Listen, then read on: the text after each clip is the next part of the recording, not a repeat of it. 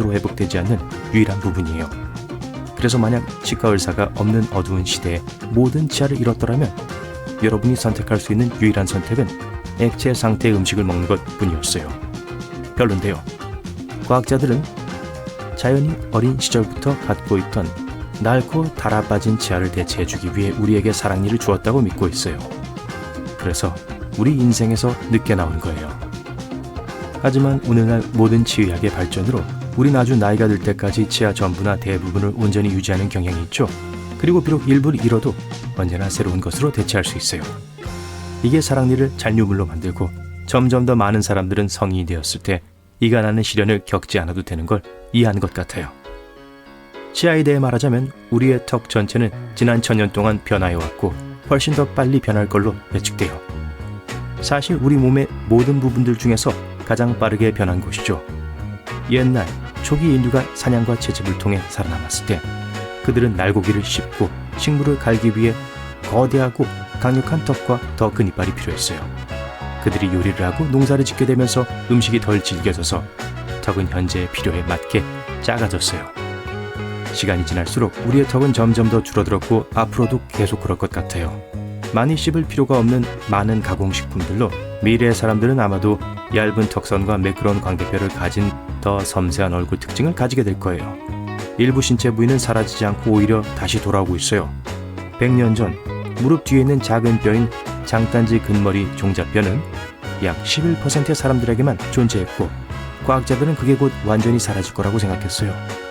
하지만 모든 역경에도 불구하고 이 용감한 작은 뼈는 무려 39%나 되는 현대인의 무릎에 들어있죠.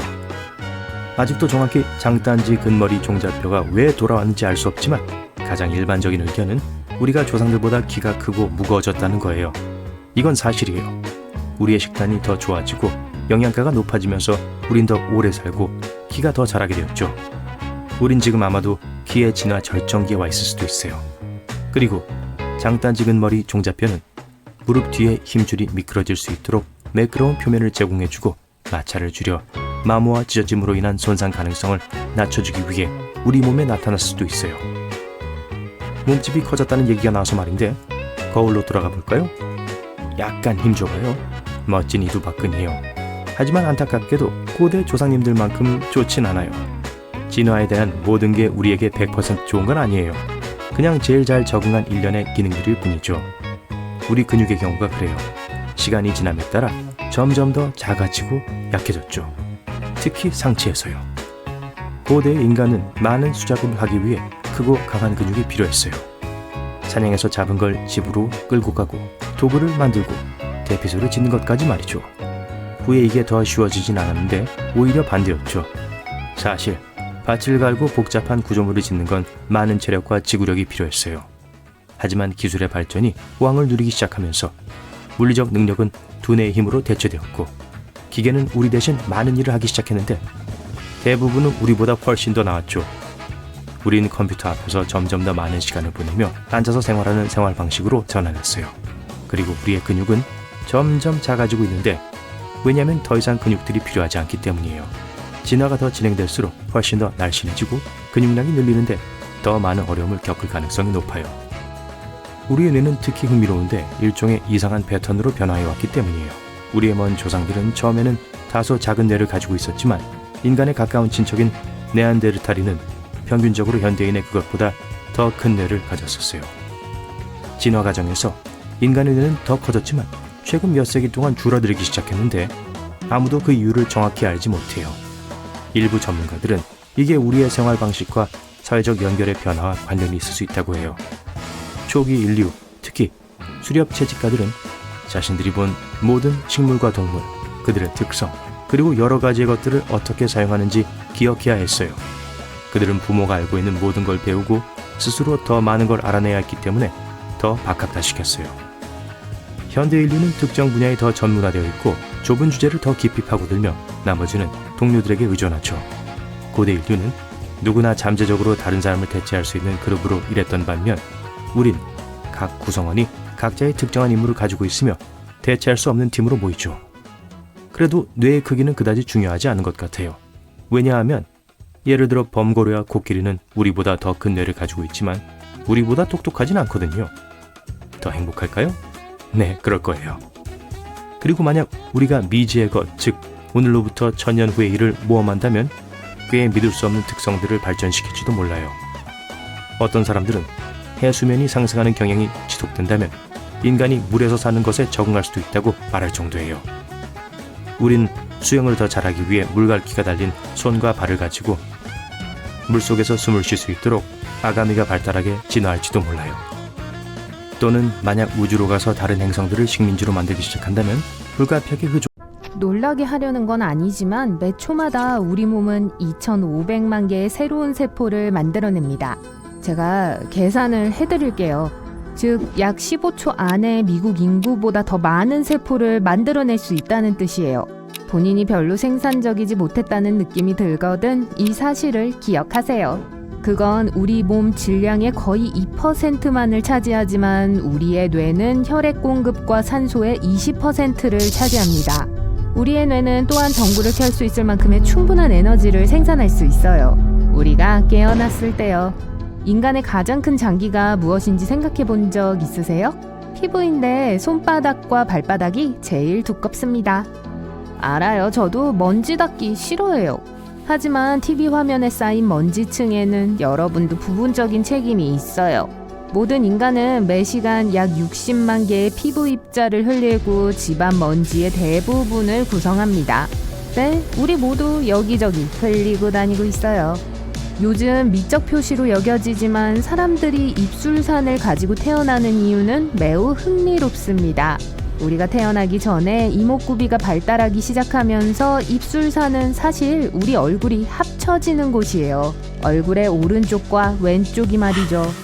인간에게는 그렇게 명백하지 않을 수도 있지만 개의 코를 보면 콧구멍 바로 아래에 곧은 수직선이 있는 걸 볼 수 있어요. 맞아요. 개도 같은 방식으로 얼굴이 합쳐졌어요. 여러분은 사실 현재보다 더 많은 뼈를 가지고 태어났다는 걸 알고 있었나요? 태어날 때 우리는 약 300여 개의 뼈를 가지고 있지만 나이가 들면서 일부가 서로 융합합니다. 그래서 성인이 되면 200여 개의 뼈를 갖게 돼요. 비록 치아는 엄밀히 말해 골격 시스템의 일부이지만 실제로 뼈가 아닙니다. 뼈와 비슷해 보이고 신체에서 가장 단단한 요소라는 점에서 몇 가지 특징을 공유해요. 그런데 왜 그런 오해가 생겼을까요? 그건 치아와 뼈 모두 칼슘을 함유하고 있기 때문이에요. 좀 더 구체적으로 말하자면 인체 칼슘의 약 99%가 뼈와 치아에 있습니다. 나머지 칼슘은 혈류 속에 있어요. 그렇다면 무엇이 차이를 만들까요? 그건 뼈와 치아가 치유되는 방식과 관리하는 방식에 있습니다. 뼈는 스스로 회복되고 치유될 수 있지만 치아는 그렇지 않아요. 그래서 치과 의사가 있는 거죠. 지문만 독특한 것이 아니라 혀의 무늬도 독특해요. 연구에 따르면 혀에 있는 약 10,000개의 미뢰는 우리 각자 개인에 따라 독특한 패턴으로 배열되어 있어요. 우리가 맛이라고 믿는 것의 약 80%는 사실 냄새입니다. 우리가 감지하는 맛과 냄새의 조합을 우리가 맛으로 인식하는 거예요. 그건 아마도 우리 후각이 미각보다 약 10,000배 더 강하기 때문일 거예요. 다음에 여러분이 가장 좋아하는 노래를 틀 때 심장 박동에 주의를 기울이세요. 들리세요? 네, 맞아요. 음악을 들을 때 심장 박동이 노래의 리듬에 맞춰집니다.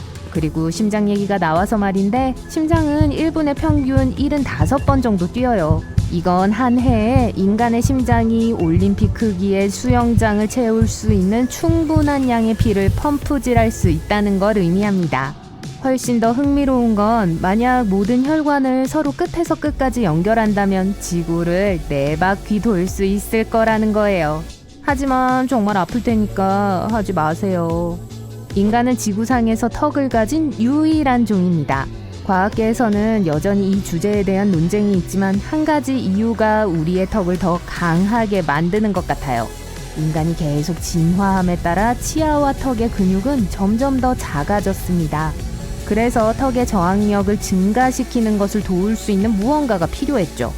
눈의 투명한 부분은 각막이라고 불리며 빛이 통과하도록 돕습니다.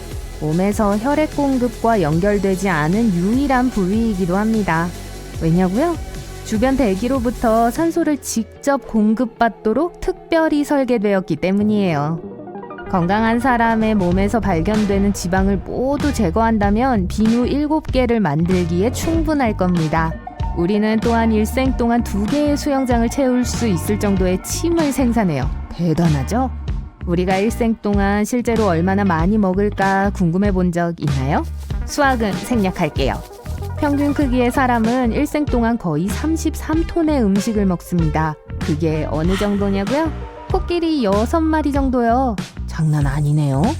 우리 각자는 언제나 몸속에 평균 약 1.8kg의 박테리아를 보유하고 있어요. 하지만 의사에게 갈 필요는 없어요. 대부분의 박테리아는 유익하고 소화와 면역 체계와 같은 특정한 기능을 가지고 있습니다. 키를 정확하게 재고 싶다면 아침에